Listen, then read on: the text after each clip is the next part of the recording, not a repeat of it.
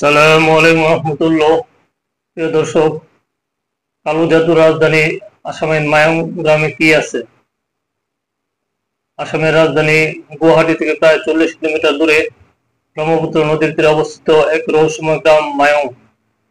প্রাচীনকাল থেকে লোককাহিনী, মন্ত্রতান্ত্রিক আচার ও জাদুবিদ্যার গল্পকেরা এই গ্রাম আজ পরিচিত ভারতের কালো জাদুর রাজধানী হিসেবে। মায়ানমার ইতিহাসে মিশে আছে রহস্য আর বিশ্বাসের এক অদ্ভুত মিশ্রণ। স্থানীয়দের মতে একসময় এই অঞ্চলের পূজা বা বেজ নামে পরিচিত জাদুঘররা প্রজন্মের পর প্রজন্ম ধরে নিরাময় মন্ত্র ও আচার অনুষ্ঠানের ঐতিহ্য বহন করে আসছে। জনশ্রুতি আছে মহাভারতের ঘটোৎকচ নাকি এখানে জাদু শিখেছিল, এমনকি প্রাচীন সেনাবাহিনী এক রাতে অদৃশ্য হয়ে যাওয়ার মতো গল্প প্রচলিত। গ্রামের কেন্দ্রস্থলে রয়েছে Mayong central museum and emporium, যা স্থানীয়ভাবে গ্রাম জাদুঘর নামে পরিচিত। এখানে রয়েছে বড় তরবারির মতো অস্ত্র এবং সরঞ্জাম, মানব মানব বলিদানের রীতিনীতির অনুরূপ, যা একটি অন্ধকার অতীতের ইঙ্গিত দেয়।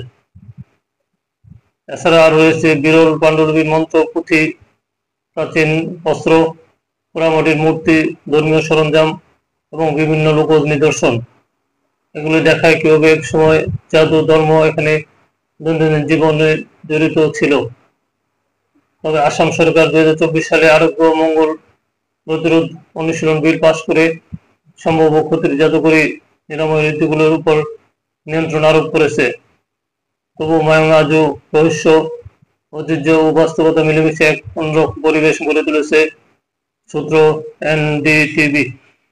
দর্শক ভালো থাকবেন, আল্লাহ হাফেজ।